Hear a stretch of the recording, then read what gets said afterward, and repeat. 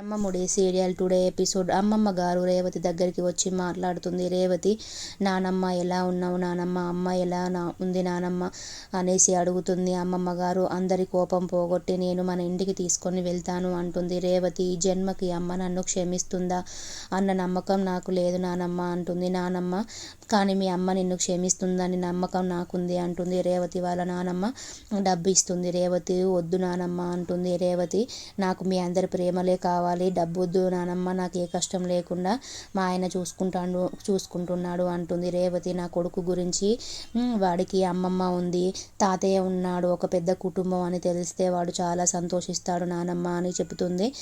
నానమ్మ, మరి నా మనవాడు ఎక్కడా అంటే, రేవతి స్కూల్కి వెళ్ళి వస్తున్నాడా నానమ్మ అనేసి అంటుంది. అపర్ణ కార్ డోర్ తీస్తుంటే రేవతి వాళ్ళ బాబు డోర్ తాకి కింద పడతాడు. అపర్ణ ఆ బాబుని లేపుతుంది. ఏం పేరు అని అడుగుతుంది. రాజు స్వరాజ్ అంటాడు.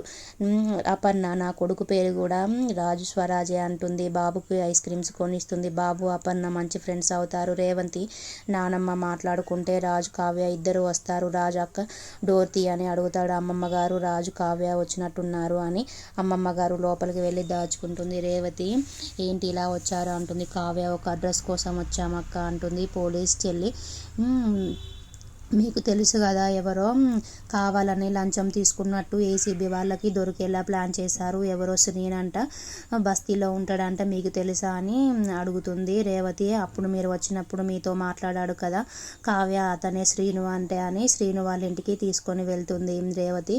అప్పుడు శ్రీను వాళ్ళ అమ్మ వచ్చేసి, ఏమైంది రేవతి అంటే, నీ కొడుకు ఇలా పోలీస్ ఆఫీసర్ని లంచం తీసుకున్నట్టుగా యాక్షన్ చేసి మంచి ఆఫీసర్ని పట్టించాడంటే ఏసీబీ వాళ్ళకి అనేసి చెప్తుంది.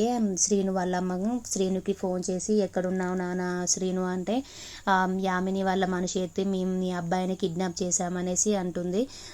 రాజు, కావ్య మీ అబ్బాయి ఇంటికి వస్తే చెప్పండి అనేసి వెళ్తుంటే అమ్మమ్మ గారు ఎదురవుతారు. రాజు అమ్మమ్మగా అనేసి అంటాడు.